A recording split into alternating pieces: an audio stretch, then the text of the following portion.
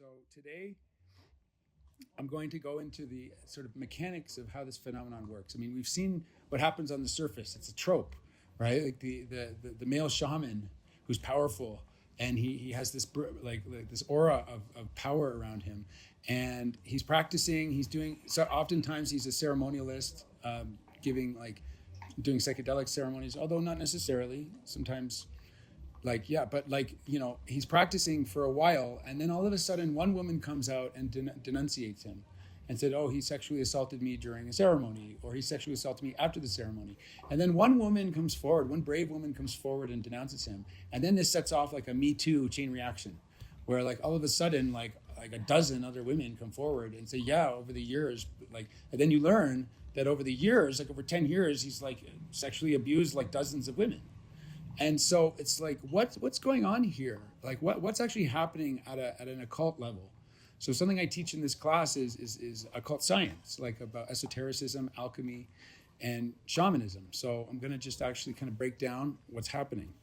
So in order to really understand the occult mechanics of this phenomenon of sexual sorcery, and today I'm focusing specifically on one scenario, which is like the male sorcerer preying upon women. The opposite also happens. Female sexual sorcerers who prey upon whoever, men, women, whatever. But I'm just focusing on this scenario of the male in position of power taking advantage and doing his, what we call it, like little art, like little kind of dark arts. So we have to lay the foundation for this investigation by establishing one concept about occult anatomy, the anatomy of the higher bodies. Because this is a knowledge, like sexual sorcery relies on manipulation of this knowledge that I'm about to share with you. So one of the higher bodies that humans have is known as the astral body. The best analogy to the astral body is what psychology calls the psyche. Okay, so what psychology calls the psyche is actually a higher body. We have other higher bodies too. We have we have an energy body, otherwise known as a pranic body or etheric body or life body. We have a physical body. You could also consider the ego a higher body. And we have even higher bodies still. What New Age spirituality calls the higher self is actually just yet another higher body. And so there's this whole alchemical process of how to awaken these higher bodies, how to transmute these higher bodies, how to make them more conscious. And this is an important thing to understand about the occult anatomy of the astral body. It's largely unconscious in most people. That's why psychoanalysis discovered the astral body, and the first name that they gave the astral body was the unconscious. So in the beginning of the 1900s, Sigmund Freud made the discovery of the unconscious, and then Carl Jung, who had a much more esoteric flavor and a much more esoteric spirit, like he's an older, wiser kind of spiritual soul. He went deeper into the mystical dimensions of the unconscious, and he said actually it's connected to the collective unconscious, and there's these things called archetypes in the collective unconscious, and it's not just all about sex. Like Freud says, oh, the unconscious is just all repressed sexuality, and Jung was like, actually no, it's also like our higher self is hiding in the unconscious, and like all of these archetypes that we build our higher self with are in the unconscious. So Carl Jung, Freud first, and then Carl Jung, they really kind of rediscovered the idea of the astral body in psychoanalysis. But the really important idea is that the astral body is a real thing, as the word unconscious implies, like it affects us. The source of neurosis is problems in the unconscious. The source of psychological problems are things that are in the unconscious, and psychotherapy is totally based on the idea that we have to consciously go into the unconscious and untie things and sort things out and heal things in the unconscious, and that brings psychological healing.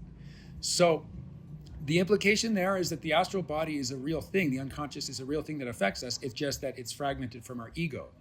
So where our ego, there's like a demarcation line. Our ego is the extent of our consciousness. So the limit of our ego is where the ego is where we are unconscious. So there's an area in every human being, and this is why shadow work is a thing. There's an area in every human being where there's a limit to our ego, but our personality and our aura and our whole field, energetic field, extends beyond what we're conscious of. And so imagine a kind of like the ego is like a small circle and our astral body is like a bigger circle. And the area where the ego does not penetrate the astral body is the unconscious. So sorcery relies, first of all, people that are like shamans or sorcerers or like initiates or like spiritual people of power, they've gone through this initiation process where they've broken down their ego and they've awakened more of their astral body, and a new ego has kind of formed and can encapsulate a greater extent of their astral body. So they're literally more conscious of their unconscious. And because of that, these shaman people or sorcerer people, they're now able to like consciously work with forces in their soul that most other people are unconscious of. And so this is kind of like the basis of the power that sorcerers have, is that they can like perceive things in other people that those people are not aware of. And not only can they perceive, they can manipulate. And so this is the basis of how sorcerers can like do things like put people in trances and influence people. Like modern advertising is like based on principles of sorcery.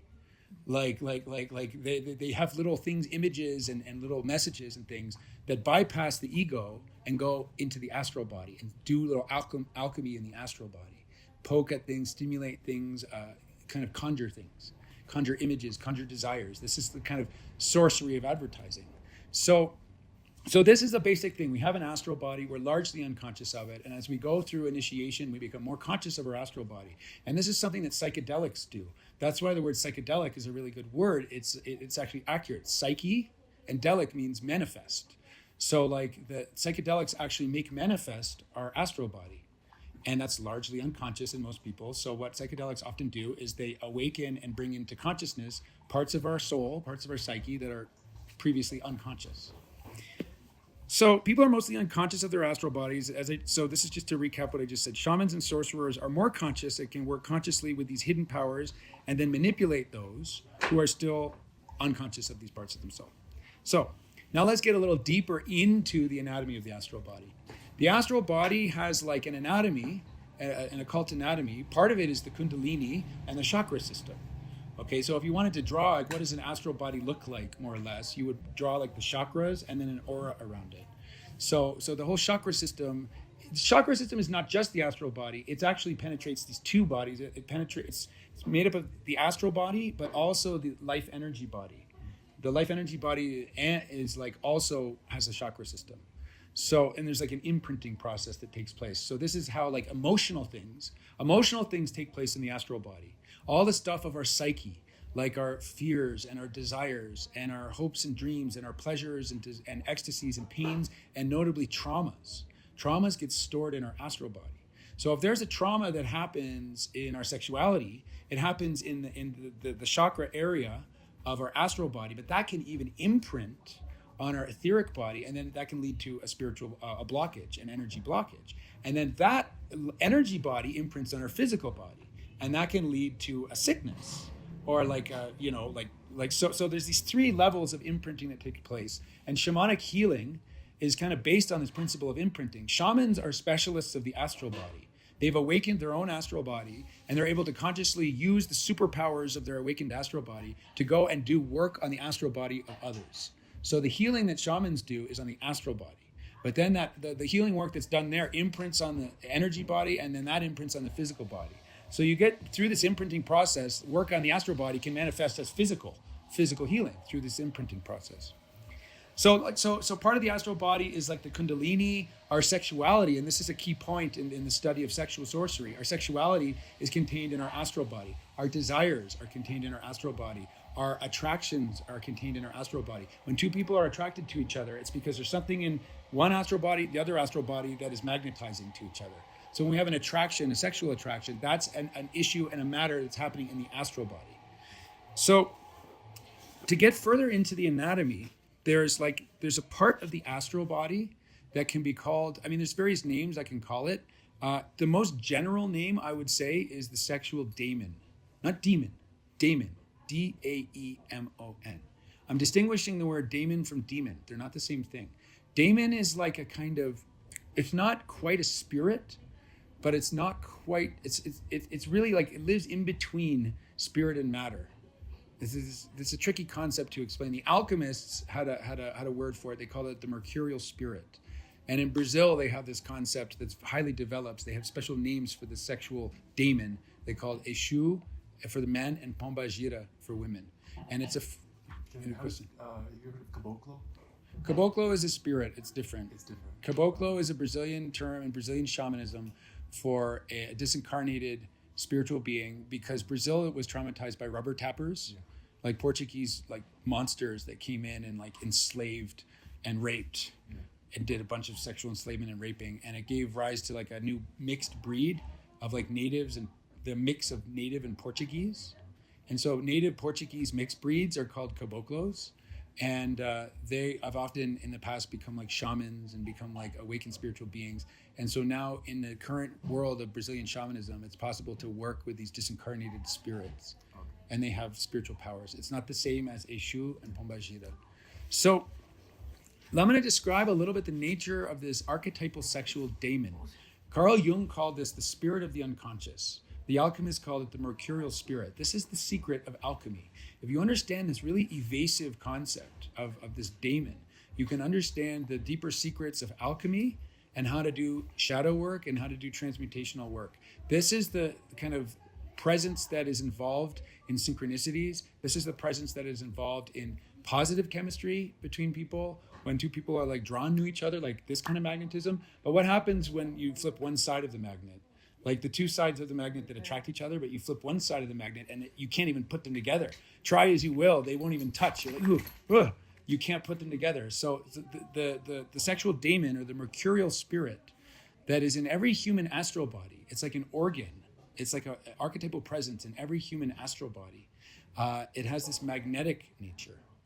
Okay, so the sexual daemon is unconscious or semi-conscious in most people. Like people they can channel their own daemon when they get into flow states, or when they get into states of mania or inspiration. Like, you know, when you get into like a state and you can be charismatic and all your pathways open up and you're walking down the street and you have all these synchronicities, or you just have like great sexual chemistry with somebody, or like you're just really creative and really inspired and you're just feeling in this flow. This is a sign that your daemon is with you. And it's opening up your pathways, but it's also giving you powers that you may not be able to handle. And so it's mostly unconscious in most people, or like I would say like semi-conscious, in that like they know intuitively they're feeling the presence of their daemon, but they wouldn't think to name it that. They wouldn't say, oh, my daemon is with me today. Like, you know, like, or, oh, I'm talking to my daemon at night and she's telling me this and this and this. They don't relate to it in this conscious way. But through shamanic training, and through initiation and through this kind of occult science, it's possible to become conscious of your daemon. And when you become conscious of your daemon, you can start working consciously with it. And when you can start working consciously with it, you can start doing things with it. And this is where we enter into the field of sorcery. So there's this, like the term genius. Same thing. That's what it is. Okay, that's it. It's like it used to be like, now people are just there. They are genius, but it used to be. Exactly. This is okay. And so it's like tapping into their highest potential or powers or whatever. That's exactly the bridge concept. Yeah, this word daemon comes from Greek daimon, D-A-I-M-O-N, and it was the church people that diabolicalized the concept of the daimon or the daemon to make it demon. Okay, but here's the tricky thing: daemons can become demons. They can be transformed into demons depending on how you work with it and how you use it, because it absorbs things as you go. So this concept comes from Greece, and like the Greece had this concept of the daimon or the genius. So exactly, it's like you weren't a genius, you had a genius. If you wanted to say about somebody, that person has a genius, that means they could get into these states and just like talk and really inspire. And these geniuses can be like kind of evil sometimes. Like Hitler had a genius. He had a very powerful genius, and he would go into a trance and he would channel it. And you could see him if you observe his body language when he's giving his like inspired speeches that are doing all this black magic with the shadows and traumas of the German people. Like this is what daemons can do. Daemons can actually give you the power to like work with the daemons of other people, work with the unconscious shadows of other people. And so you would see like Hitler would kind of like start his speech like in a stupor, like in a kind of trance state. Then all of a sudden, and he would like channel his genius, you know, and then his genius would do all sorts of stuff at a black magic sorcery level. I mean, that's an extreme example, but I think we can all relate to this in our own life. Like we know when we have our genius. Some people tap into it through dancing. Some people tap into it through sex. Some people tap into it I tap into it through teaching. I get into a flow state and my genius is with me, you know? So like, and I know when it's not happening and I'm like stumbling for my words and I can't get the inspiration. So when you become conscious of it, you basically become a kind of a sorcerer, you know, and it depends on what kind of sorcerer you are. What are you doing with this charisma that you have? So the sexual daemon is what inspires. It's a very complex thing, and it has many different responsibilities.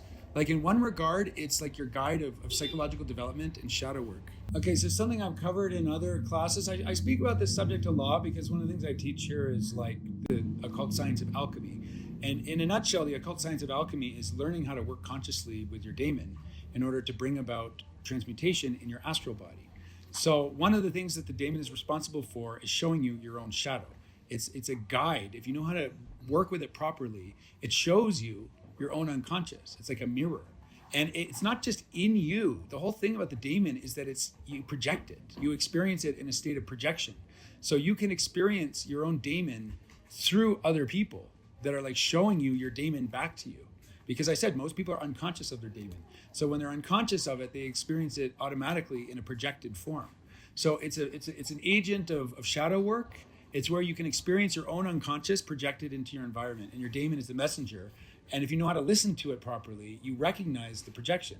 If you don't know how to understand it properly, you're constantly fighting with yourself in a projected form. You're getting in fights with your own shadow, but projected on other people. You're projecting your shit onto other people. So that's one function, but the other function is related to sexuality. The sexual daemon is what inspires sexual energy. Remember, it's like the agent of the astral body, and the astral body is where the desires are, it's where the chemistry is, it's where the sexual magnetism is. And so imagine it as almost a kind of personification of your kundalini energy. Your daemon is a personification of your kundalini energy. When people depict the kundalini, they draw it like abstract, they draw it like chakra lines and a line of energy up the human form. But what I'm talking about here with the daemon is an actual like personification of that energy. Like if you had to draw a figure that represents your kundalini energy or your sexual energy, what would that figure look like? That's a kind of trick to envisioning your daemon. So imagine it as like the spirit of your kundalini. So it's the source of sexual magnetism. It's what inspires sexual alchemy and what is shaped by sexual alchemy. So it's this cyclical Ouroboros kind of process that it simultaneously inspires sexual alchemy and is shaped by sexual alchemy. So the things that you do with your sexual energy actually shapes and forms and conditions how your daemon evolves. So if you do a lot of like dark things with your sexual energy, your daemon gets darkened. But if you do a kind of like magical white magic, tantric sex magic, then your daemon can become illuminated. So depending on what you do with your sexual energy, your daemon is shaped and formed. So you have a role in how your daemon turns out. And so in a sense, it's almost like, does anybody know the picture of Dorian Gray by Oscar Wilde? Yeah. It's like that. You know, the whole narrative storyline is that this magical painting reflects the truth of the guy's soul. And so he's a beautiful guy, and this painter falls in love with him and paints this picture of him. And he because he was in love with the guy, he saw his soul, and he captured his soul with oil painting and did this painting of his soul. And so the guy, he's a beautiful guy, and he gets corrupted, and he goes and becomes a libertine and starts practicing all this sexual depravity and debauchery. But his physical appearance stays beautiful. But as he does all this debauchery, this painting gets ugly. It turns uglier and uglier and uglier. So the painting is basically a representation of his daemon. It's absorbing the karmic implications of all the things that he's doing with his sexual energy. So the daemon is really beautifully represented in this story, the picture of Dorian Gray, as the painting. So it's shaped by what we do with our sexual energy, and in that sense, it becomes a kind of karmic judgment. Like if we face it, we can see like what we've made with ourselves, what we've done with ourselves, and what we're responsible for transforming. Is it just sexual? No. But I'm at like our astral body as a whole records all of our karma, all of our pain, all of our suffering, all of our joys, all of our triumphs, all of the things we've done, like, wow, amazing, all of the people we've helped, all of the good deeds and all the bad deeds. It all gets like stored in our astral body. But imagine and envision that there's like a compartment or like a department of like sexual mysteries in our astral body. And like there's specifically a sexual daemon that is specifically recording our sexual deeds and our sexual energies and all the alchemy that we've done and that has been done to us. So this is really the crucial thing, and this is what masculine sexual black magicians know very well and are expert at manipulating and exploiting. The sexual daemon is shaped by all sexual alchemy, good and bad, not just from our own our own life, but from all of our past lives. And this is where it gets really occult. This is where the situation gets really interesting and complex, because this opens up into Jung's idea of the collective unconscious and this idea of traumas that are stored in the collective unconscious. So a masculine like sex magician is working with his own sexual daemon, but he's transformed it into a predator. He's transformed it through his own deeds into a kind of narcissistic psychopathic daemon. And this narcissistic psychopathic daemon has developed a kind of demonic power to exploit trauma and work with trauma in a very magical kind of way. And so this is really the key to how the sorcerers, male sorcerers, operate. They like so predicated, like Jung didn't talk about past lives. Another teacher that I've learned a lot from and whose work I'm like building on is the work of Rudolf Steiner. And Rudolf Steiner, are you familiar with Steiner's work? The school's named after him. The Waldorf schools. Yeah. I'm not going to go on a tangent about him, but he's my man. I love him. He speaks a lot and teaches a lot about how past lives work and how karma and reincarnation work. So Jung didn't talk about reincarnation. He talked about the shadow a lot. He said we all have our shadow. We have to do shadow work. Our higher self is hiding in our shadow, But he didn't teach a really important idea that our shadow, like why is our shadow the way our shadow is? Because of the karma we've made in our past lives.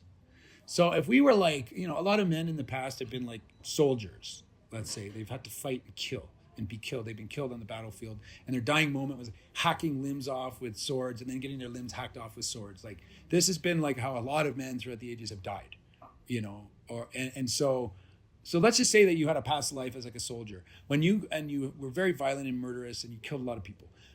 It's a kind of crude example, but just to make my point, so when you go diving into your shadow in this lifetime, you're going to find evidence of that in your shadow. There's going to be in your shadow a kind of bloodthirsty, violent, murdering thing in your shadow. So if that's the case with men, what about women? What are the traumas that have been happening to women throughout the ages? I don't want to say. You tell me. Rape, sexual enslavement. Those are the two. Being the prize of the conquerors.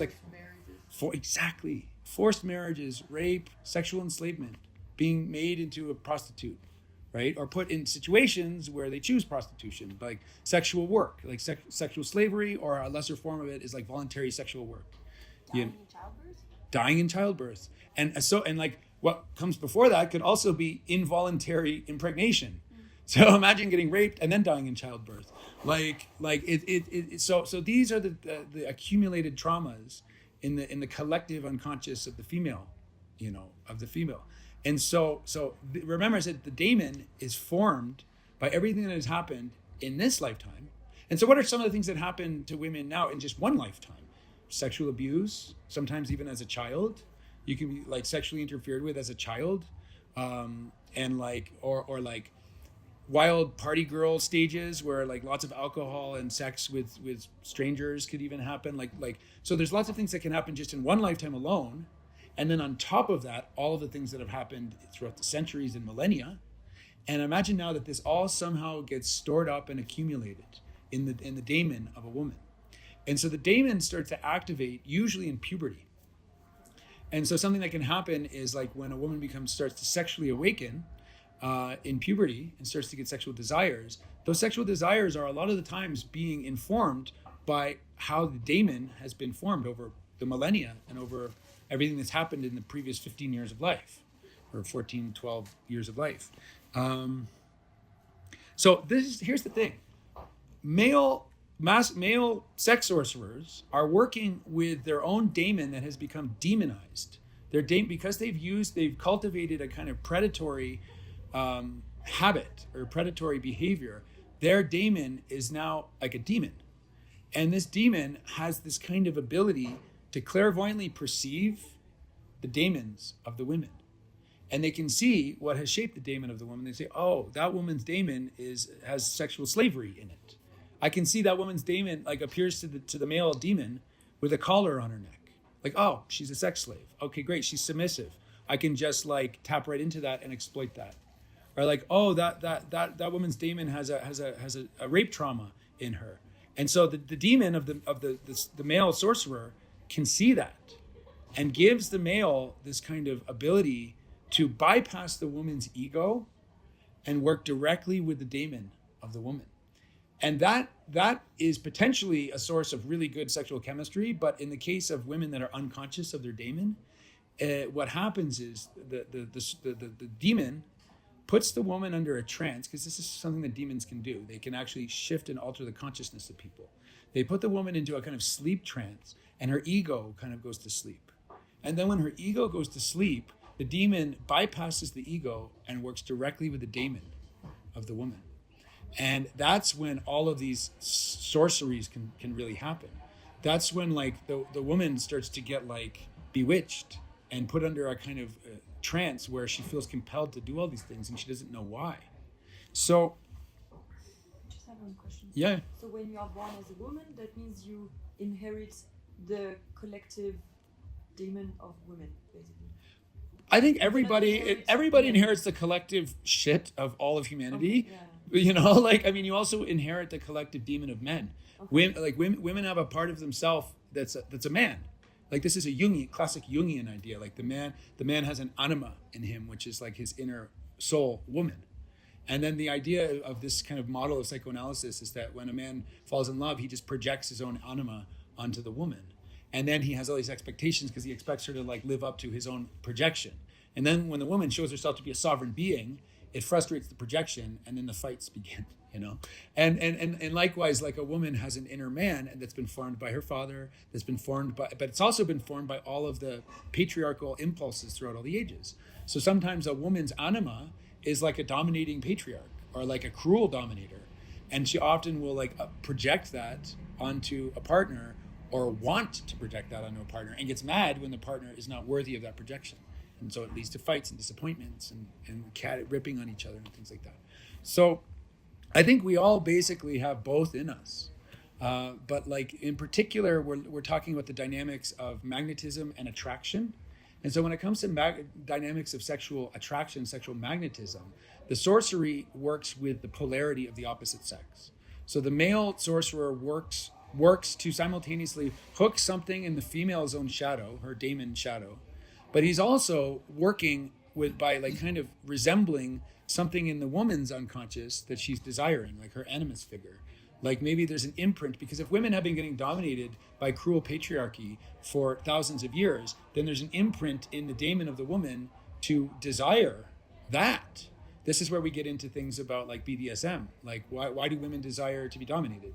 Why do women get off sexually on being dominated? Not all, but like why do some women feel this way? I've given my stat about 50 Shades of Grey, right? You remember how many copies sold in the United States? Almost 50 million. Almost 50 million copies of, 50 Shades of Grey? Yeah, 50 million copies sold in the United States alone. There's only like 140 million women. So that's like more than... That's like all women, even like girls. So like the adult women. Okay, yeah, right. Okay, so that's like basically every woman. So like what does that say about the life of the fantasy life of the woman? Because the daemon is responsible for the person's fantasy life. Like you want to know where your daemon is at, you look at your sexual fantasies. You want to know where your daemon is at, you look at what literature is drawing you. What literature are you compelled to? Like what is grabbing your imagination? What grabs your imagination when it grabs your sexual desire is where your daemon is vibrating at, where your daemon is resonating at. So this shows me, the wild popularity of 50 Shades of Grey shows me that in the unconscious, a lot of American women are desiring to be dominated by a super wealthy, dominant man, you know? And so this is just like, why is it? Well, it's the accumulation of all this trauma, you know? Like imagine, here's another trauma that women have gone through, like, and this is a trauma that men have gone through too. For thousands and thousands of years, the reality of men is kill or be killed. Dominate your neighbor or like conquer your neighbor, or your neighbor's going to conquer you. Not only going to conquer you, he's going to kidnap your wife and your daughter and make forced brides out of them. So like imagine the trauma of being a man and having like raiding neighbors come in and bash your skull in and then kidnap your daughter, you know? And like, that's a trauma for men. So men have developed a trauma response of having to be stronger and having to dominate. It's dominate or be dominated. And imagine the trauma for women. Okay, like you're gonna be abducted and raped by the biggest savage, by the most savage, cruel man. And the more savage and the more cruel and the more efficient at killing the man is, the more he's going to be able to take whatever he wants. And so the trauma for women is being like the war prize. Like when an army comes in and conquers, rape always follows. Always. Like when men come in and kill men, they rape women. It's like a law. It's like a rule that happens.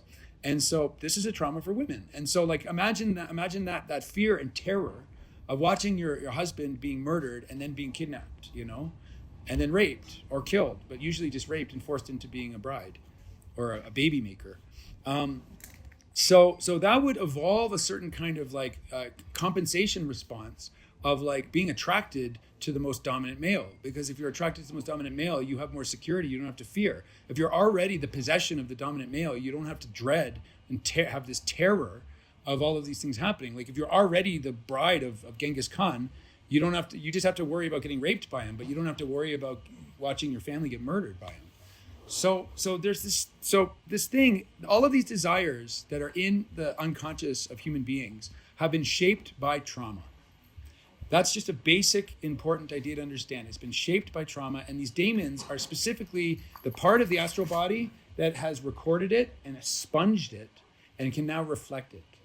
So much of our sexual desires are just compensating for all of the traumas that we've endured. So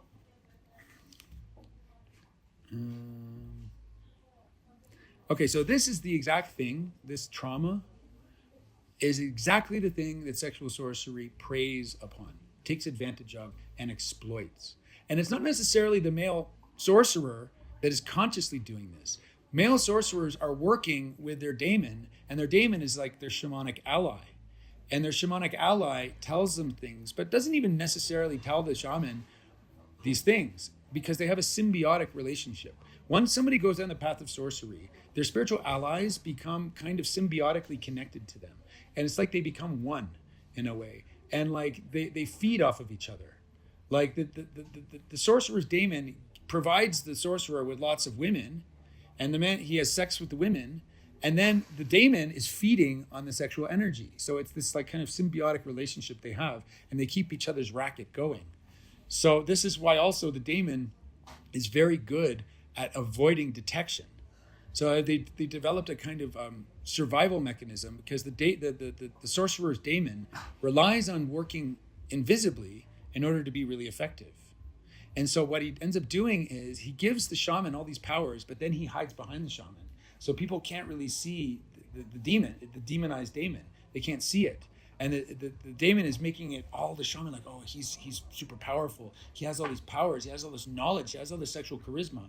But there's a deception going on where the spirit is actually concealing his own role about feeding the whole situation and propping up the shaman. He's concealing it from the women, but he's also concealing it from the shaman himself.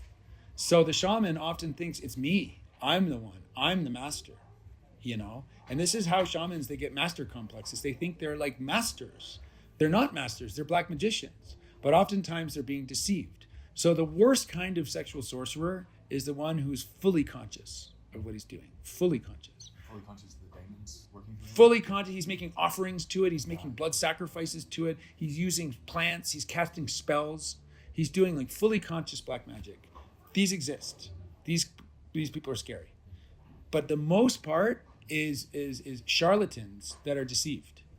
And they've been tricked by their own daemon into like they think they're the master. And they think that they think they're masters, and they're not understanding that virtually all of their powers are being given to them by the spirit, and they think it's theirs. So they come to over-identify with these inflating powers that the daemon is giving them, and then they're super easy to manipulate at that point. So most cases of sexual sorcerers are male sexual sorcerers are deceived. They themselves are deceived, and the whole house of cards comes crashing down inevitably on these guys, but like not until like decades of abuse usually. Really sounds like the daemon is a sort of own entity and can decide to grant powers. Yes. It sounds kind of, yeah, can you explain that? This is the paradox of the concept of the daemon. It is paradoxically part of you, like your soul, and it reflects what you make with it. So it's showing you your own soul. And yet it's a sovereign, independent being that can work and have its own agenda and do its own thing. And so there's a lot of confusion about this. People have difficulty holding this paradox in their head. Like, wait, is it a spirit or is it me? And it's both at the same time. It's like a piece of yourself that is fragmented off and does its own thing. It's like, you know the story of Dr. Jekyll and Mr. Hyde? It's like the Mr. Hyde, but like Dr. Jekyll doesn't like remember. Like when he wakes up the next day, he doesn't remember what Mr. Hyde did. You know, so it's like a kind of disassociation that can take place because your daemon starts to embody all the parts of your shadow that you're not owning, that you're not integrating into your ego. The whole secret to like getting control of your daemon is shadow work. This is essentially what you're doing with shadow work. But like when you really dive in and embrace this path of sorcery, your daemon basically becomes an independent demon that has its own agenda and does its own thing, and that can even fight you. Anybody seen the movie Fight Club? It's just, that's the perfect example. Okay, Brad Pitt is the daemon of Ed Norton's character. And what happens at the end when Ed Norton realizes that, first he goes on the whole movie not realizing that they're the same person. And then at the end, he realizes, like, the daemon tells him we're the same people. And then he gets into a fight with it, and he's in a battle to dominate it, and the daemon is actually dominating him. The only way he can win is by an act of self-sacrifice. He shoots himself in the mouth. And when he shoots himself in the mouth, that destroys his daemon. So the only way he could actually gain power over the daemon was to take agency for his own self-destruction. So it's a really interesting idea. That movie is an accidental masterpiece. Like the people making this movie had no idea how profound it was. But you think, because there's a book, you think the author probably. I read it. I was obsessed. I wrote my thesis in university on this movie. It changed my life. I watched it with Ed Norton, actually. It came into my life at this magical time, and it changed my life. And it awakened my daemon. When I watched that movie, it actually did this magic on me, because it's like a mirror thing. Like you watch a movie, you're watching a mirror of your own soul in a way. And stuff that happens in the movie can like activate the same thing in yourself. So I'm watching this movie. I'm watching it with Ed Norton, and like it was just like magical, and it activated my daemon. So after I saw that movie, I started to hear the voice of my daemon, and that actually began my whole spiritual journey, was watching that movie. So that's a really good example of how the daemon works and how it can take on a life of its own and how it can actually dominate the person. And it's happy dominating the person because it's feeding. It's like exploiting. It's parasitic in a way. It's feeding on the energy. Once the ego, Ed Norton represents the ego in this movie. Once the ego starts to try to take sovereignty and control of the whole astral body, the daemon can fight back. Okay, and you get into a wrestling match with your own soul. So it's Right. It's like when he's like possessed by his daemon, when he kind of goes blackout mode. Yeah. He's like performing incredible sexual acts. Exactly. Leading like this new like cult military group, like charismatic, and then when he's kind of out of it, he's just like this pathetic. He's a guy schmo. Just, Yeah, exactly. But the whole point, though, and the whole like alchemy masterpiece is to dominate your daemon and make it your ally and like make it fully conscious. If you're fully conscious of it, that it generates the development of your ego. So sorcery is basically feeds the complete dysfunctional development of your ego. You become a slave to these magical forces that you're working with. Whereas the white magic path is the sovereignty and development and the illumination of your ego. So if you're working with your daemon in the right way, your daemon actually becomes like a difficult friend, like one that challenges you on your path because he's always showing you your shadow. But if you're doing the shadow work and the alchemy properly, you're integrating all the energies that your daemon is bringing you, and it's making your ego more illuminated, more wise, more mature, and more powerful. So that's like the good way. That's like the not black magic way to work with your daemon. So in Dante's Inferno, Virgil is like, I don't know if he refers to it as a daemon, but I think he calls it the psychopomp. But it's like a guide. The daemon is a psychopomp. Yeah. The daemon guides you into the underworld and can guide you into the past because it has the knowledge of the collective unconscious. It's like the guide. It's the Hermes figure that guides you into the underworld. And so these black magicians are like working with the being that's them, but that's not them, that understands masterfully understands all of the traumas that are in the collective unconscious and understands this idea that like women growing up today, it's like maybe it's not acceptable to have masochistic submissive desires. Like maybe that's weird, right? Like why would I want that? I want to be loved by a nurturing man. But then there's this other side that's stored in the daemon that is actually like wanting what's not good for them. This is why, like, when I was in grade school, I was like marveling at like, why do nice guys finish last? Why do the assholes get the pretty girls? You know, like truly, like the ones who got the pretty girls in my school, and I went to an all boys school, but like when we had dances, they shipped in the all girls schools, and the guys that were hooking up with girls were the psychos. You know, and the guy, and I'm like, I was such a nice guy, and I was like, will you dance with me? And like, you know, and it just wasn't working out, you know. So like, it's this thing about the mysteries of the daemon. So, I have just one other question. Maybe I have a tiny idea, but how do you do shadow work? How would you develop a conscious relationship with your daemon. So like through meditation or... Well, the technique that Jung really brought is active imagination. So active imagination involves like, in order to do shadow work, it's kind of like psychotherapy. The idea of psychotherapy is you have a guide. The psychotherapist is the guide who takes you out of the realm of your ego and is supposed to be like the Virgil figure, and is supposed to be the psychopomp or the guy that guides you into your astral body. So a good psychotherapist guides your ego into your astral body, and you got the light, like a flashlight of consciousness, and you're shining a light on areas that have been previously unconscious. So you can do that with a psychotherapist, or you can do this with your own inner psychotherapist, which can be your daemon. So the technique of active imagination that Jung pioneered was go into a kind of a trance state.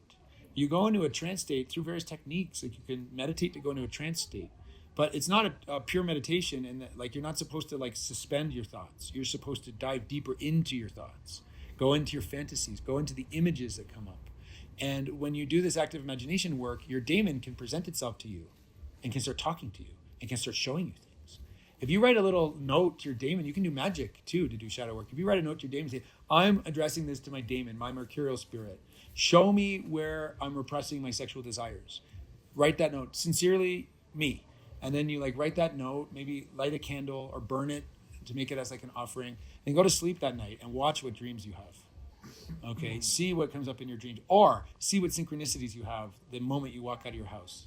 The moment you walk out of your house, you're going to be confronted, almost guaranteed, with like the answer to your petition. You're going to run into somebody that is showing you your repressed sexual desire. So you can understand, like, shadow work is basically like a benevolent form of sorcery. Like, shadow work is like a way to do alchemy. It's alchemy. The only different, like, basically all shamans are doing alchemy. They're either doing like black magic alchemy or white magic alchemy. They're either like using traumas to serve their own ego, their own psychopathic ego, or they're doing kind of redemptive work on traumas and illuminating shadows. You're either exploiting shadows or illuminating it. And that's really the difference between a white magician and a black magician. The black magicians are just exploiting it for their own personal gain. So male sex shamans are working consciously with their own with their own daemon. And imagine in the man, it's the accumulation of everything that men have done to women over the ages. So how to enslave, how to dominate, how to manipulate, how to sexually exploit, how to use. These demons, these male shadow demons, have become experts at manipulating and dominating this. It's also dominating other men too, maybe not sexually, but just like... Oh, yeah. However. Well, what do you think when you go to the Shipibo culture and you look at the shamans are engaged in spiritual warfare with each other. Mm-hmm. They're using magic to dominate each other. They're calling their daemons and they're sending their daemons to attack each other during ceremonies. They're using ayahuasca. Pardon? The spiritual darts. Yeah, the daemons become like warriors, right? So it's not the shaman that shoots the spiritual dart. It's the shaman's daemon that shoots the spiritual dart. You know? And so these male shamans are like dominating each other and trying to hijack each other's healing ceremonies and doing sorcerous spiritual warfare with each other because they all want to be the alpha male who can then have all the wives and have all the sex they want. You know? So this is a big issue in at least that particular culture. But, you know, you can see that everywhere you go. I mean, remember, men are traumatized. Like, if you don't dominate your neighbor's going to dominate you, bash your head in and kidnap your daughter. You know, it's the worst. Imagine, it's the horrific agony, worst way, you know. So this is a trauma that men still have. If you don't dominate, you're going to be dominated. So the demons are just working with that. So understanding that these daemons are demons, demonized daemons, are clairvoyant. Okay, that means that they are astral forms themselves. They're astral beings. And because they're astral beings, they can see the astral bodies of others. They can see the demons of others. So the best psychologists are demons. Like, they're bad psychologists. They're not best in that they're good healers, they're good helpers, but they are really, really able to see the unconscious. They understand the human being's unconscious better than human beings do.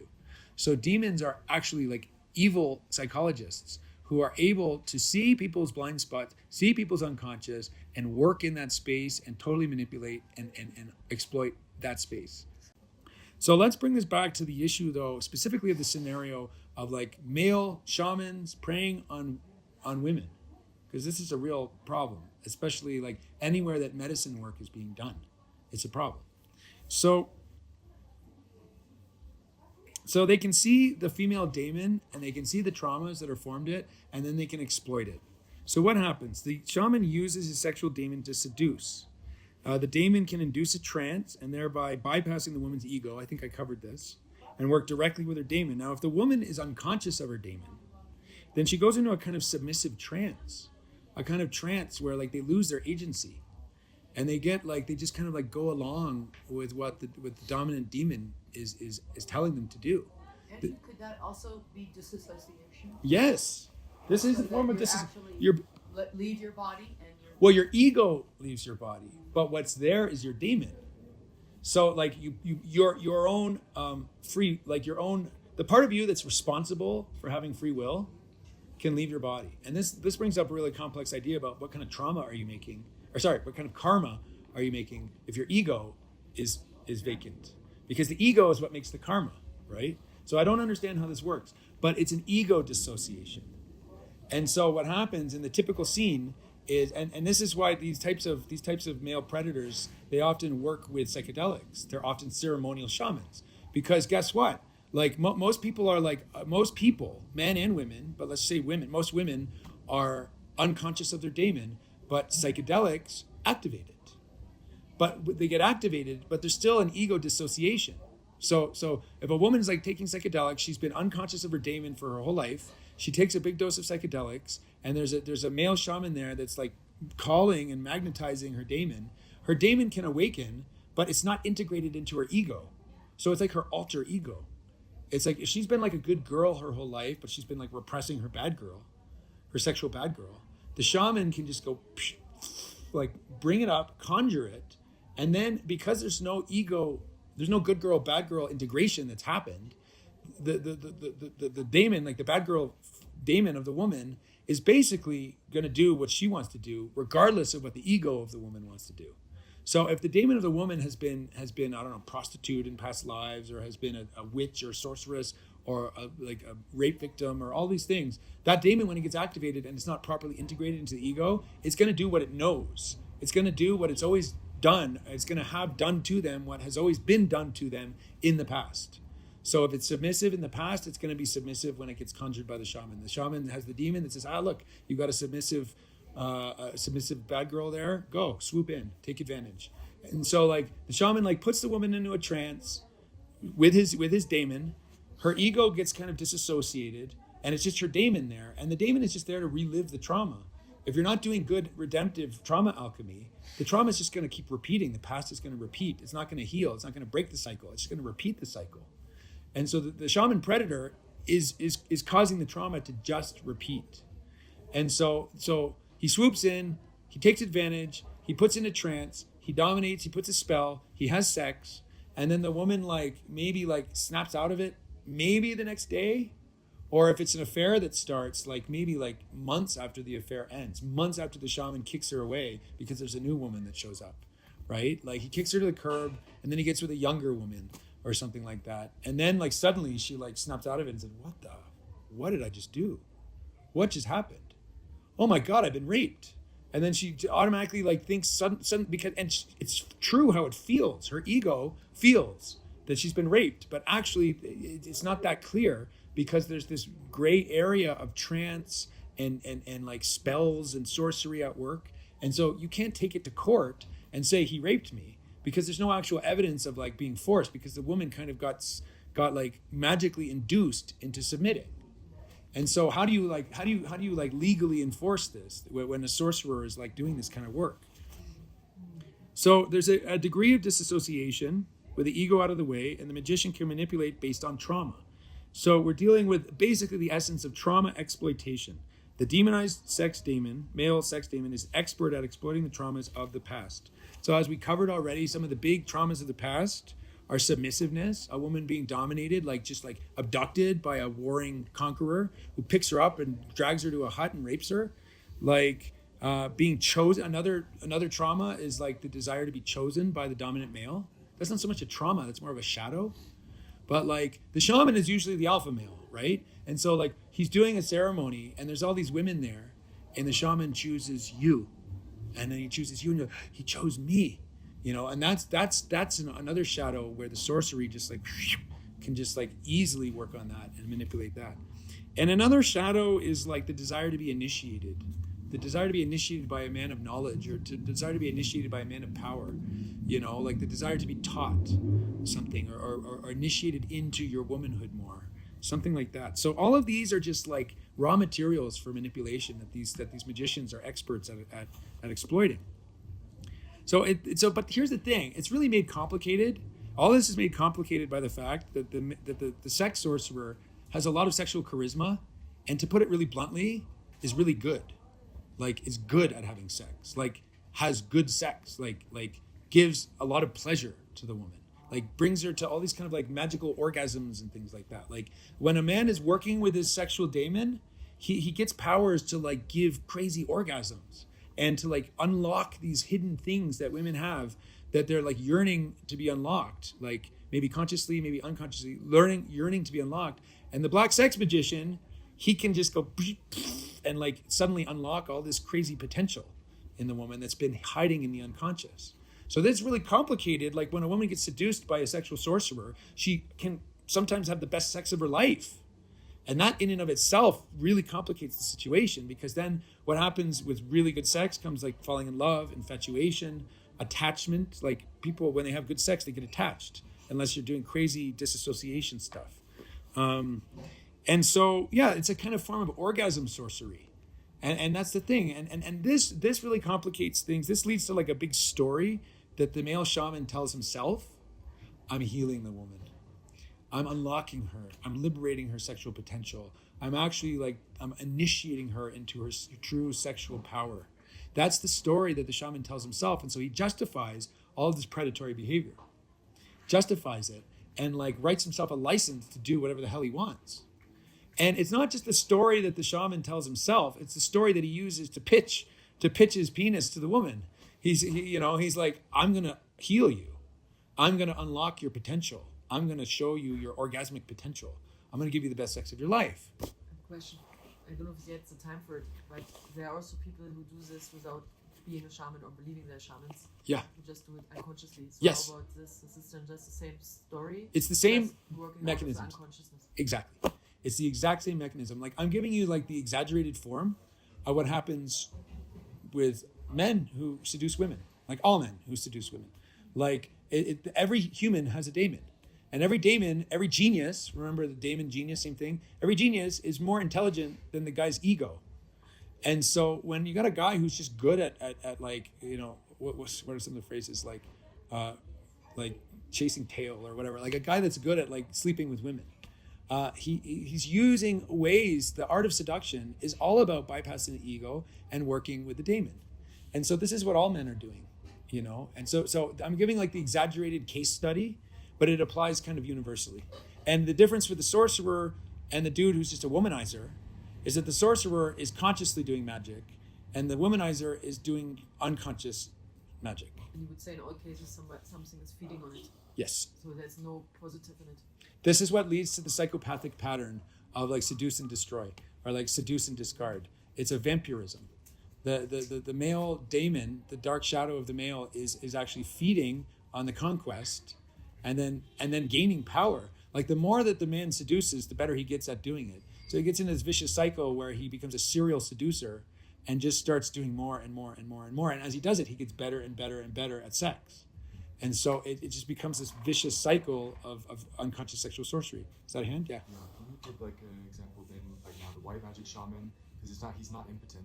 Yeah. You know, he's gonna have a sexual life also, but like, what does then that look like? He's married Yeah. and monogamous. Monogamous. Yeah, married. That's like the big distinction. That's the huge He could be distinction. doing sex, magic, Yeah. stuff. And but also like he with doesn't this ejaculate. one woman. Yeah, the Samael Aun Weor is really clear about this, and I absolutely agree with this. The difference between a white sex magician and a black sex magician: black sex magician ejaculates, and the white sex magician doesn't ejaculate. And there's a magic that's happening too with the when a black sex magician ejaculates into a woman, he's putting little hooks in her. You know, he's doing things. His semen also has this magical power. So it's a couple. The white sex magician is married, and is monogamous, and has sex only with his wife, and doesn't ejaculate. And if he's not married, let's say he's like a young white magician and he hasn't met his soulmate yet, he's going to do work on his own shadow to magnetize his soulmate, and he's going to wait. He's going to be chaste and wait until he finds his soulmate. He's not going to just ejaculate, and conquer. He's going to do the opposite of the traumas of history. The traumas of history: go kill the guy, rape the woman, ejaculate into her, and make her bury your rape baby. Like, that's the shadow. And like the white magician does the exact opposite of that.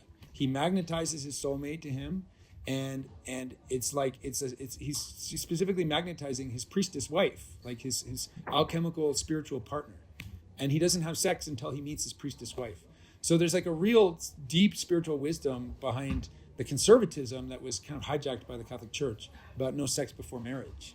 Could he also be celibate? Yes. Is that possible? Yes. They're not always. Yes. I mean, the white magic option, white sex magic option is either married, monogamous, or celibate, and not ejaculate. But in both cases, not ejaculating. But Samuel would not. He would say you can't be celibate and really like ascend. He would say that. Yeah. Like you cannot say you can't. He said you practice can't be a one. master. He Yeah, said you can't be a incarnate master. your inner master. You can be. Yeah, you can do this. Yeah, but there's lots of like Buddhist monks that would probably prove otherwise, you know, like, but yeah, I mean, he's really biased. I mean, he's obviously a horny guy. Yeah. And like, he's a horny guy who had a wife that he was having lots of sex with, and he's lucky in that regard. But like, yeah, so I mean, this is the white magic path. Okay. So orgasm sorcery. And like the man's doing the orgasm sorcery, like he's doing the orgasm sorcery in the woman by like tapping into these forbidden desires, like the woman's desire to be dominated, the woman's desire to be like even raped, like a forbidden desire. You know, they're using that and using that energy, and when they tap into that energy using their sorcery, they're able to like create a more fulfilling kind of sexual experience because it goes all the way down to the traumas. So it can be like a more cathartic experience, but it leaves the woman absolutely fucked up afterwards. Like psychologically confused, and there's a lot of psychological damage that happens when they fall into this kind of thing. So the story that they tell themselves and that they sell to the woman is, I'm sexually healing you, I'm sexually awakening you, I'm sexually liberating you from all your repressions and from the things that you're hiding and your latent power that you don't have the courage to tap into. And this kind of story, which is such a diabolical mix of truth and deception, because it's partially true. Because like when you get into situations like people have an issue when they repress their shadow, they get a thing that shamans call soul loss. They can get depressed. What is it? Like depression, confusion, disempowerment, vulnerability to sorcery, easily influenced, easily put in trances. When somebody is cut off from their own shadows, they're not a full person. They walk around kind of fragmented. And so this can lead to like confusion about what's my higher purpose? Where's my personal power? Where's my genius? Where's my charisma? They can't tap into their charisma because their charisma is being repressed with their sexual stuff. So when anybody, like, and this happens with men too, when men are like trying to be nice guys and they're not, and they're repressing their like savage rape energy, they sometimes like are disconnected from their mojo, and they lose their like sexual charisma. Same with women. If women are not in touch with their deepest, darkest desires, they can be disconnected from their own charisma. And so the kind of complicated truth is that when a woman runs into a sexual sorcerer like this, and he taps into her forbidden shadows, he can actually do a kind of soul retrieval on them. He can help them to retrieve into consciousness something that they were denying, that was lacking in their development.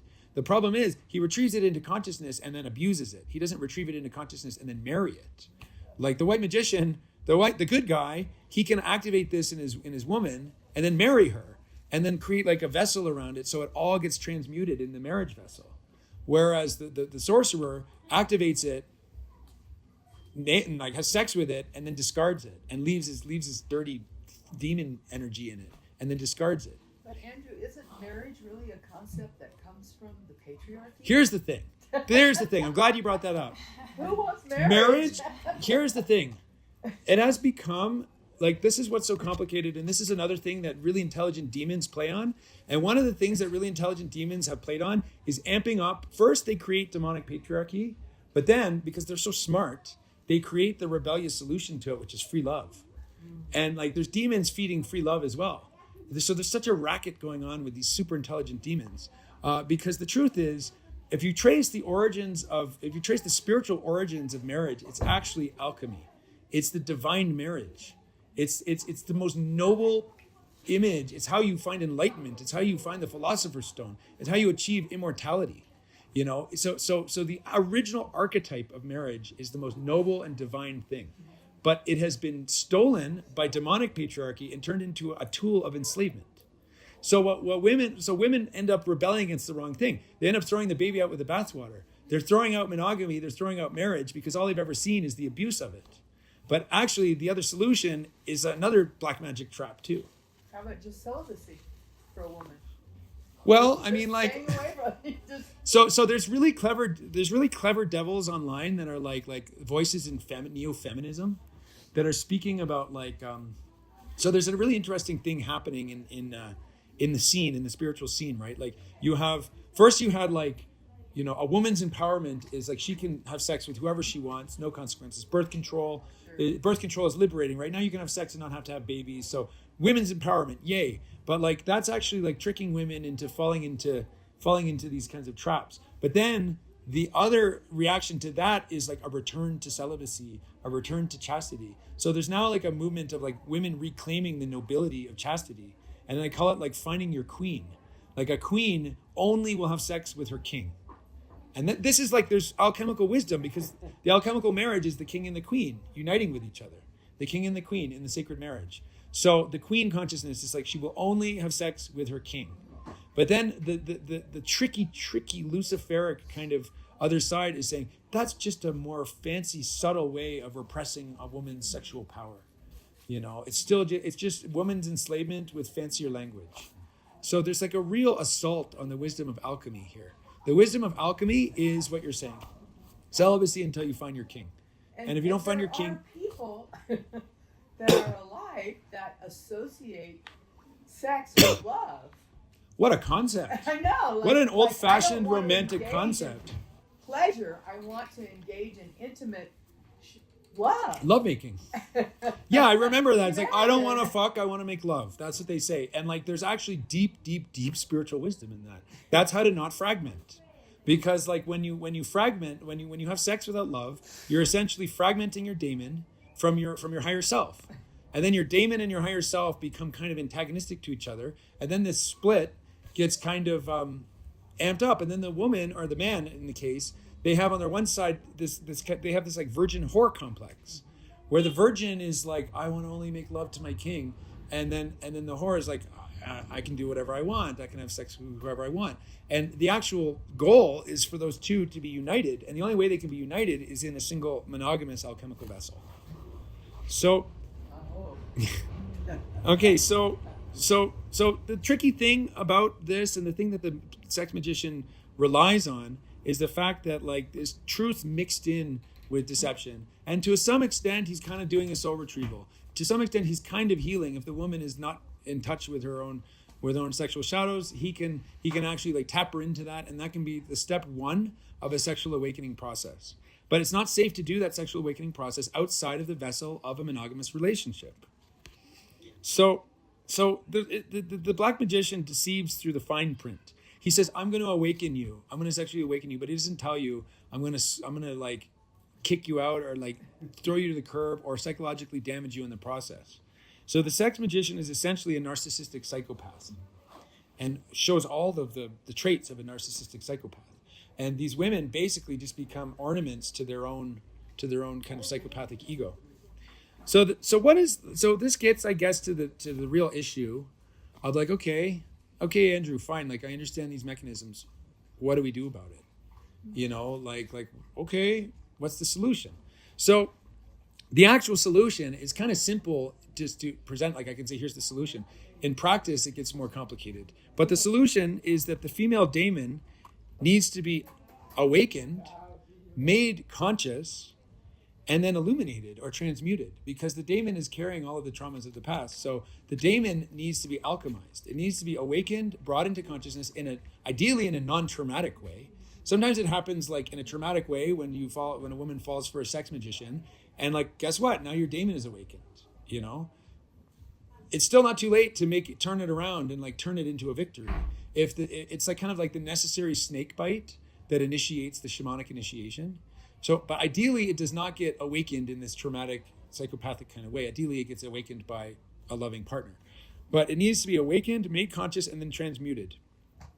All of the traumas that the daemon carries, the traumas of like all the rapes and the sexual slavery and the submissiveness and the being conquered and all that stuff, that needs to be worked out in the vessel of the relationship.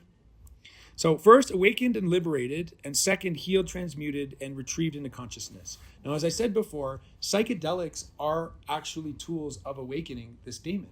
So when a committed couple or a serious couple, they're together and they want to really grow spiritually together, and they maybe want to get married, they can actually use psychedelics together as a tool for doing this kind of work. So psychedelics in a committed monogamous relationship can be a tool and a very effective way of doing this work. So the psychedelic, but here's the problem though. Psychedelics awaken, but they don't necessarily transmute. It's not enough to just awaken the daemon. The daemon has to be awakened and then transmuted. Awakened and illuminated. Psychedelics are a really tricky thing. They awaken and open up the alchemical work, but it's about what you do that determines the fruits that you bear. You can awaken, you can use psychedelics to do black magic. And these sex magicians do just that. They awaken the daemons, they serve medicine to all these women. These women suddenly get their daemons awakened, and then the shaman just like reels them in. It's like a joke. In one retreat with 5 women, he could have sex with all 5 women. Like easily. You know, if there's 5 ceremonies, he can have a new one each time. It's crazy the kind of manipulation that's possible. You know, because psychedelics awaken this thing, but unless the daemon gets integrated into the ego, the woman is going to be outside of herself and do things that she'll regret later on, you know, and feel like she's been abused, and she has been abused magically. So the psychedelics awaken, but they don't necessarily transmute. This is why sex magicians often use psychedelics. So it can be illuminated in a relationship, and it can be illuminated in the right kind of ceremony. So in this sense, you need to work with psychedelics in a particular kind of way. And this is where we get into something I teach a lot about. I'm going to use the word that Steiner used. He coined this phrase, the Christ impulse. The Christ impulse. I'm not talking about the Jesus Christ of the Catholic Church. I'm talking about the spiritual impulse, the Christ impulse. What does the Christ impulse represent? Among other things, I mean, the first thing that comes to mind is usually, love, right? But like really what it really represents is this idea of redemption, a force that can redeem. So when we think about this idea of shamanism and trauma, what would it mean to redeem a trauma? It would mean that the trauma has to be literally transformed into good things. If trauma is a damage, then redeeming the trauma would turn it into a healing. If the trauma had to do with being disempowered, redeeming the trauma would lead to empowerment. If it had to do with being abused, the redemption of the trauma would turn around into being loved. So when I say the Christ impulse, I'm talking about a spiritual impulse that can come into a ceremonial vessel and actually transform traumas and redeem traumas. So there's different ways to work with psychedelics. You can work with psychedelics and do black magic, or you can work with psychedelics and do healing, redemptive work. If the work with the psychedelics is in the realm of healing, redemptive work, you can say it's working with the Christ impulse. So when I say the Christ impulse, I mean the impulse of redemption, redeeming karma, redeeming trauma. So these daemons need to be redeemed. They're carrying the sum total of all the fall. They're basically like poster children for the fall. You want to see the effect of the story of the fall in the Garden of Eden? Humanity has fallen. These daemons are, there's an actual like spiritual wisdom behind it that the church has like really distorted the story of the fall. It's not often that people actually know how to interpret this with like an esoteric mind, but there's like an esoteric truth to the story of the fall. And these daemons are basically showing us the extent to which we have fallen. They are representing everything that stands between us and union with God, essentially. That's why they're considered threshold guardians. They stand in the way when we want to merge with God. These are the beings that show us, hey, I'm here to show you all the ways in which you're not merging with God. I'm here to show you all the ways in which you're still kind of far away. But the gift and the blessing of that is they contain within them instructions on how to fix that situation. They say, hey, I'm showing you how you're still far from God and you're not united with God. But if you work on illuminating me, you're going to get closer and closer and closer and closer to God. So in this way, they're like threshold guardians, but they're also guides to the ascension process. They're if you know how to work with it in the right way. And this is what shadow work is, essentially. Shadow work is illuminating your daemon. Shadow work is like receiving your daemon and all the ways in which it's manifesting and all the things you're unconsciously attracting to yourself and all your sloppy relationships and all your fights with your friends, all your fights and all the stupid bad things you're doing, and like turning that around into a source of wisdom, self-awareness, love, healing, compassion, turning forgiveness, turning all the bad things into the best things. All your biggest flaws into all your greatest virtues. That's the work. That's like pure alchemy. That's Christic alchemy. That's redemption alchemy. And that's the opposite of black magic. Black magic does the opposite. Black magic takes the trauma, exploits the trauma to repeat the trauma. White magic or Christic alchemy takes the trauma, introduces the redemption element to it, and turns it around into a victory. It's a total opposite. So in relationship, I already said you need the monogamy. I don't care what any polyamorous says. Like, no, anytime there's polyamory, the alchemy falls apart and the transmutation can't take place properly. The alchemists have said over and over again, they were like obsessed with this idea of the vessel. They say the vessel needs to be hermetically sealed. The hermetically sealed vessel in the case of a relationship is monogamy. You don't spill your seed outside of the vessel. You shouldn't even really spill your seed in the vessel if you want to do good alchemy. But like having like adultery, the concept of adultery is shattering the vessel. Having sex with other people, but even like fantasizing about other people. Pornography is also breaking the vessel. Pornography is like the insidious enemy of Christic white magic alchemy. It's like black magic, basically. It's people are being victimized by black magic when they get addicted to pornography. So in relationship, you need monogamy, you need deep alchemy, you need sexual chemistry, because in the relationship, the daemons need to be hooking up as well. It's not just two bodies hooking up. The daemons need to be connected as well. So problems happen when there's not sexual chemistry in the vessel. However, if you're still working with your daemon in the right way, you can have a crisis where you say to your partner, like, I'm not attracted to you. I'm more attracted to this person over here. And like, if you handle it in the right way and have a kind of transparency and openness, that can create a crisis that can awaken new hidden forces in the relationship and lead to a breakthrough in the sex life of the monogamous couple. So like it needs a crisis though, usually. Solomon was infamously Yeah. a whore. I mean, just like He was 1,000 concubines or whatever. No, it was 400 princesses and 700 concubines. Yeah. Yeah. And so That's he what was they say. also like this. And he had a over tragic here fall. is, like, this like but he was Yeah. also like one of the highest magicians of all time. Exactly. So he's actually the prototype of the tragic sex sorcerer.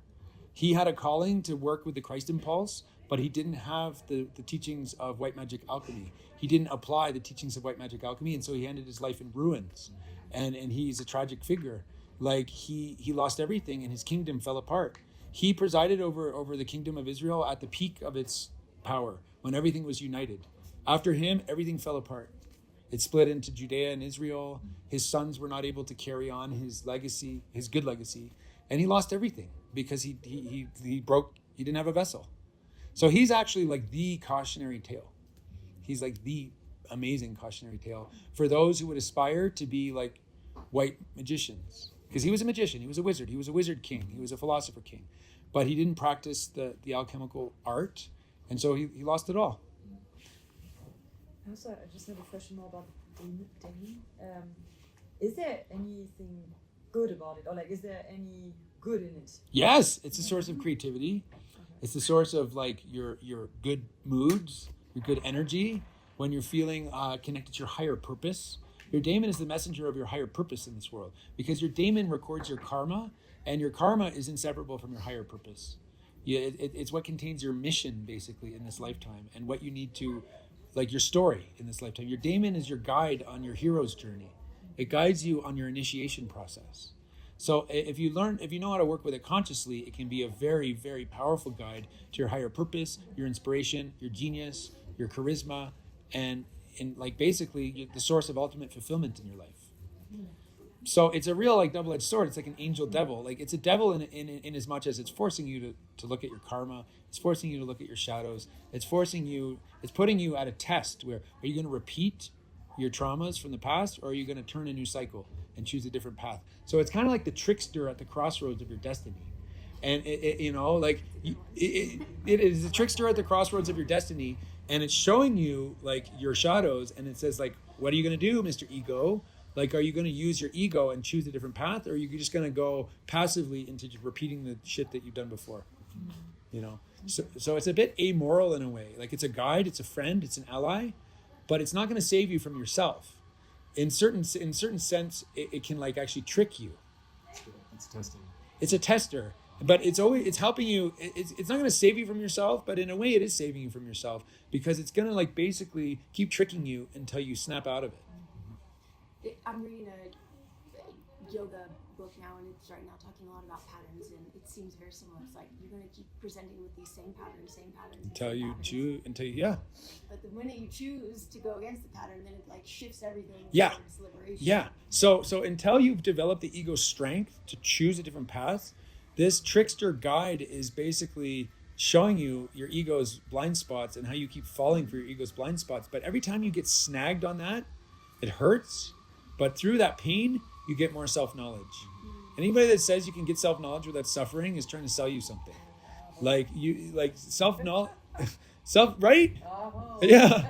Self-knowledge only comes through like falling and learning. So this daemon is like obligated to trick you until you get smart enough to not fall for the trick again. And so even when it's tricking you, if you get a higher existential point of view, you say, he's an asshole, but he's my best friend, you know, like being able to distance yourself and witness what's going on. And then you can appreciate it and respect your daemon more. And then when you learn to respect your daemon more, you enter into a healthier attitude with it, and then you can become a kind of white magician sorcerer of your own destiny and really take your destiny into your own hands. So like the way to defend against all this black magic is to really take your daemon into your own hands. Because when your daemon like illuminates, first it crawls out of your unconscious depths that you're repressing, then you become empowered by it. But if you just follow where it wants to lead you, it's like Fight Club. What happened when the daemon was dominating? He ended up becoming a cult leader. Like, you know, so if you just follow the daemon where it wants to lead, it's going to lead to your ruin. Like it's just going to lead to repeating of the trauma, repeating of the past. We don't want to repeat the past. We want to redeem the past and carve out a new paradise that hasn't existed before. So this is where the ego has to become stronger and take, hey buddy, and take, you know, your destiny into your own hands. So, great.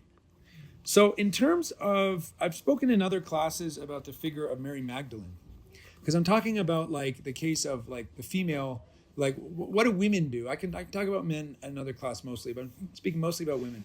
Like what do women do, and like where do we get this like imprint? Where do we get this imprint for this daemon part of ourselves that has been conditioned by all the depravities and cruelties and horrible things that have happened in the past?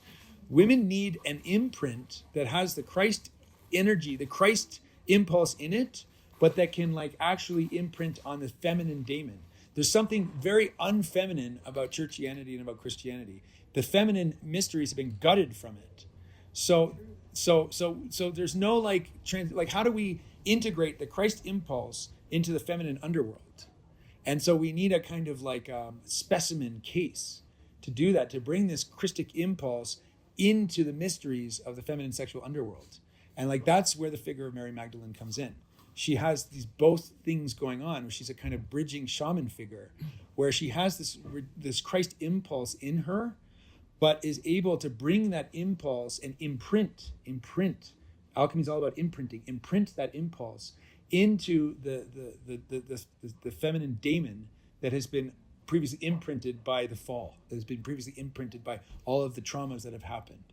So this is like why I spend a lot of time speaking about this mystery and the mysteries of Mary Magdalene, because this is where we get a bridge between this idea of like the heavenly Christ impulse and the really deep shamanic, messy shadow work that needs to take place in the feminine underworld. So I think, yeah, that's all I got for today. I reached the end of my notes.